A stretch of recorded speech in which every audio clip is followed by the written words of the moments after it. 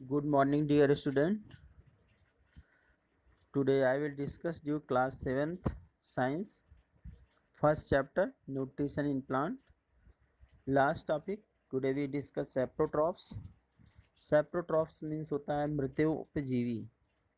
मृतोपजीवी का मतलब ये है जो भी ऑर्गेनिज्म सड़े गले स्थानों पर उगते हैं या आप कह सकते हैं कि लकड़ियों पर, सूखी लकड़ियों पर या गंदे स्थानों पर, जैसे कि mushroom. Saprotrophs you might have seen in pocket of mushroom, जिसको हिंदी में बोलते हैं कुकुरमुत्ता, sold in vegetables और मार्केट। इसको हम लोग जो है वेजिटेबल्स के रूप में भी यूज करते हैं, जो मार्केट से मिलता है, गांव में भी मिलता है रेनी सीजन में। You have also a fluffy umbrella-like structure growing in the moist soil on rotting wood। rotting wood का मतलब ये होता है, rot मीन्स सड़ा हुआ, सड़ी हुई लकड़ियों पर। द रेनी सीजन, बारिश के मौसम में। Let us find out types of nutrients they need to survive and where they get. हमको ये इसमें जानना है कि ये पदार्थ जब ग्रो करते हैं तो ये न्यूट्रिएंट्स अपना न्यूट्रिएंट्स कहाँ से एब्जॉर्व करते हैं, कहाँ से प्राप्त करते हैं। That means we take A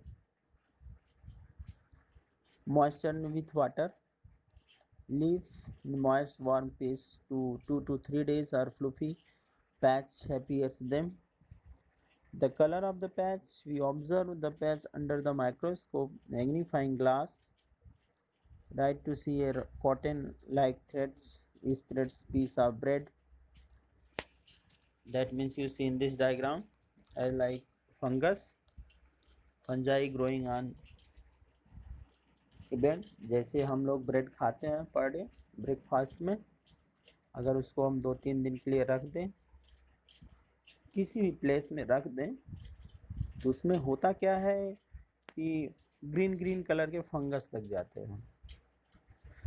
they have a different mode of nutrition, that means they absorb nutrients from the bread.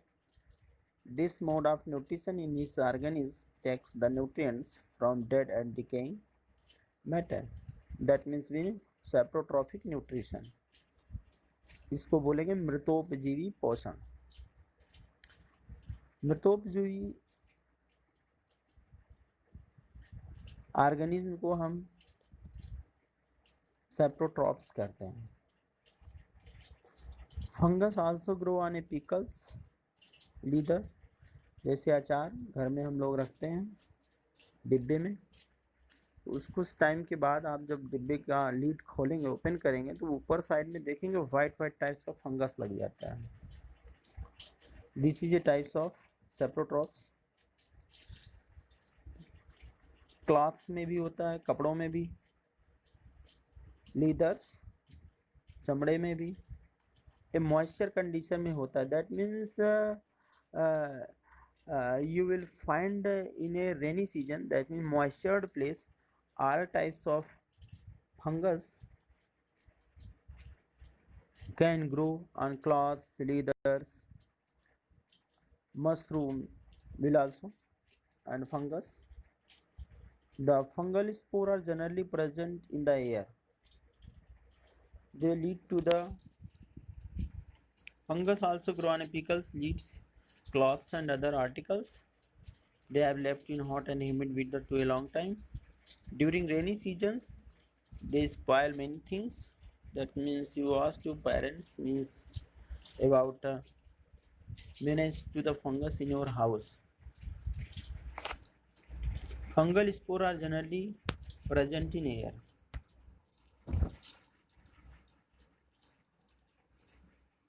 And to share with both shelter and nutrients, this relationship is called symbiosis.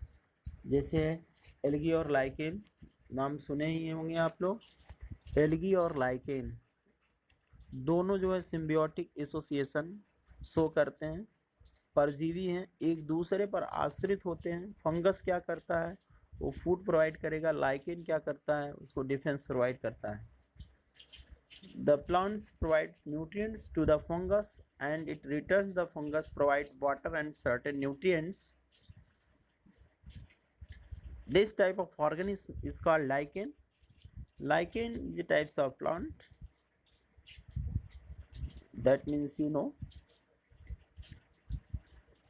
to obtain the litmus paper from lichen plant and fungus leaf grow. The fungus provide the shelter, water, minerals to alga and to returns alga prepared and provide food to fungus. Fungus provides to defense and algae provide to food.